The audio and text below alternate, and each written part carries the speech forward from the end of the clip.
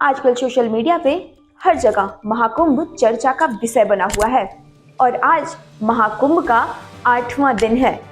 रोज की तरह आज भी महाकुंभ में करोड़ों की संख्या में श्रद्धालु शामिल हो रहे हैं और त्रिवेणी संगम पर पवित्र स्नान कर रहे हैं। इसी बीच कल 19 जनवरी दिन रविवार को दोपहर में एक गंभीर हादसा होने की सूचना मिली है। महाकुंभ के सेक्टर 19 गीता प्रेस टेंट में भीषण आग लगने की सूचना मिली।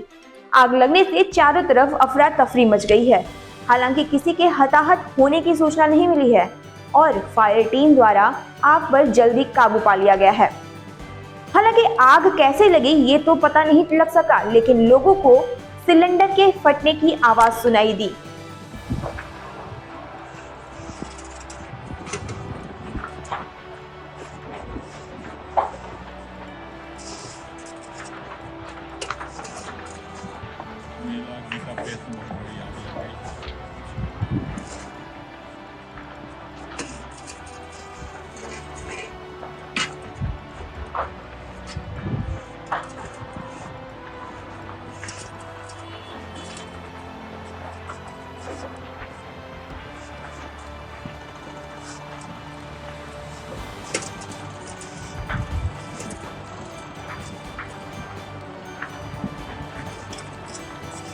घटनास्थल पर सीएम योगी आदित्यनाथ भी मौजूद थे और सीएम ने घटनास्थल को संज्ञान में लेते हुए कर्मचारीगण को आवश्यक दिशा निर्देश भी दिए हैं।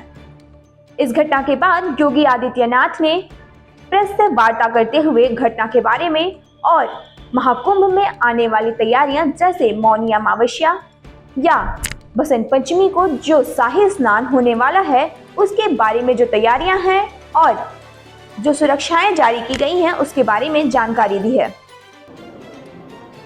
महाकुंभ का आयोजन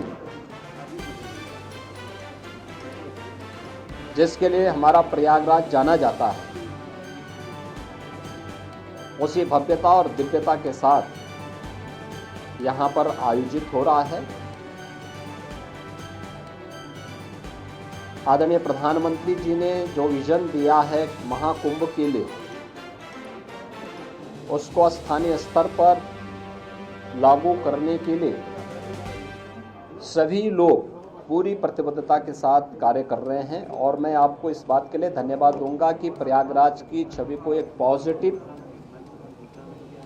तरीके से महाकुंभ के बहाने आप लोगों ने प्रस्तुत करने का कार्य किया और उसको लगातार आगे बढ़ा रहे हैं।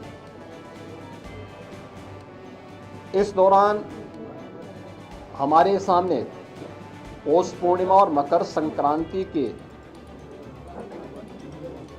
जो मुख्य स्नान थे वे संपन्न हो चुके हैं और आगामी जो स्नान है जिसमें मौनी अमावस्या का स्नान 29 जनवरी को और बसंत पंचमी का 3 फरवरी को, ये दो बड़े महास्नान हैं जो कुंभ की शोभा है, इस महाकुंभ की शोभा है।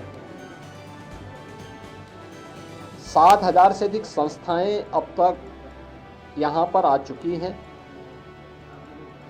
और मेरा मानना है, आज मैंने पूरे महाकुंभ एरिया का सर्वे किया है। प्रातःकाल से हम लोग देख रहे हैं यहाँ पर जो लोग आज संगम तट पर स्नान करने वाले श्रद्धालुओं की संख्या और यहाँ पे रहने वाले कल्पवसंतों, कल्पवासियों और अन्य संस्थाओं से जुड़ी हुई पूरी संख्या को अगर हम देखेंगे तो यह बढ़ कर के लगभग 1 करोड़ से अधिक लोग आज के समय में यहाँ पर मौजूद हैं, यानी इतनी बड़ी संख्या। और उसके लिए पूरी तत्परता के साथ यहाँ पर सभी विभाग मिलकर के, केंद्र और राज्य सरकार के सभी विभाग मिलकर के पूरी प्रतिबद्धता के साथ लग करके उनकी सुविधा के लिए, उनकी सुरक्षा के लिए, भव्य दिव्य और डिजिटल कुंभ की परिकल्पना को साकार करने के लिए, उनकी आस्था को सम्मान देते हुए और आधुनिकता के साथ जोड़ने के लिए कार्य हो रहा है। आज इन्हीं सब मुद्दों पर बीच में यहाँ पर प्रदेश सरकार के वरिष्ठ अधिकारी, चीफ सेक्रेटरी, डीजीपी और अन्य अधिकारियों को भी हम लोगों ने भेजा था। आज एक बार हम लोगों ने फिर कितना कुछ और आगे बढ़े हैं 29 और 3 फरवरी के महास्नान के आयोजन को ध्यान में रख करके पूरी व्यवस्था का हम लोगों ने अवलोकन किया है और मुझे पूरा विश्वास है कि भगवान प्रयागराज और माँ गंगा की कृपा से हम लोग यहाँ पर इन दोनों स्नानों को भी सकुशल संपन्न करने में सफल होंगे। महाकुंभ में आदरणीय प्रधानमंत्री जी का, आदरणीय राष्ट्रपति जी का, आदरणीय उपराष्ट्रपति जी का कार्यक्रम भी प्रस्तावित है। बहुत शीघ्र उन तिथियों को केंद्रीय गृह मंत्री जी आदरणीय अमित शाह जी का भी कार्यक्रम प्रस्तावित है। अन्य महानुभावों के भी कार्यक्रम यहाँ पर लगातार चल रहे हैं। पूर्व राष्ट्रपति आदरणीय रामनाथ कोविंद जी इस समय महाकुंभ के आयोजन के साथ जुड़े हुए हैं। तमाम राज्यों के माननीय राज्यपालगण, माननीय मुख्यमंत्रीगण लगातार यहाँ आ रहे हैं। हमारे उच्चतम न्यायालय और उच्च न्यायालयों के माननीय न्यायमूर्तिगण भी और विभिन्न राज्यों से जुड़े हुए माननीय जनप्रतिनिधिगण भी लगातार यहाँ पर आकर के स्नान में भाग ले रहे हैं। लाखों की संख्या में संतों, कल्पवासियों की उपस्थिति वर्तमान में प्रयागराज में है। बड़ा भव्य और दिव्य आयोजन हो रहा है।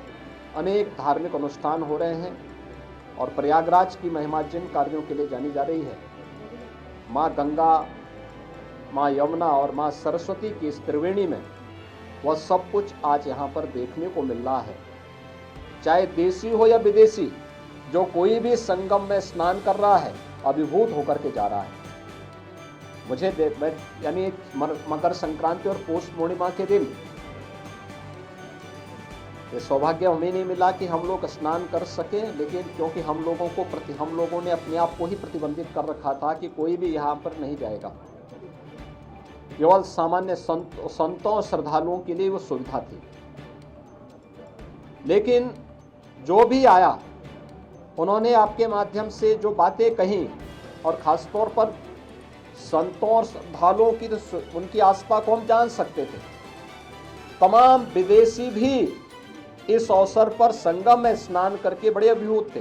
कल मेरे पास यूरोप से जुड़े हुए कुछ श्रद्धालु आए, कुछ लोग आए, कुछ पर्यटक आए और प्रयागराज की महिमा का गान किस भाव के साथ कर रहे थे। आज आपने कुछ चैनल में उसको देखा भी होगा, किस प्रकार, क्या श्रद्धा का भाव था। देखिए, वे हिंदी नहीं जानते, संस्कृत नहीं जानते, लेकिन हिंदी की चौपाई को, हिंदी की यानी संस्कृत की मंत्रों को, अवधि की चौपाइयों को और सनातन धर्म से जुड़े हुए स्त्रोत और मंत्रों को किस लय के साथ सस्वर वे लोग गा रहे थे, और माँ गंगा और यहाँ के धामों के बारे में कितनी श्रद्धा का भाव उनके अंदर देखने को मिल रहा था।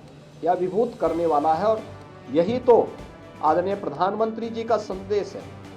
महाकुंभ का एक ही संदेश, एकता से ही अखंड रहेगा यह देश, और यही एकता और अखंडता का संदेश महाकुंभ का संदेश है। उसी संदेश के साथ, इस बड़े आयोजन के साथ हम सब जुड़ रहे हैं। धन्यवाद।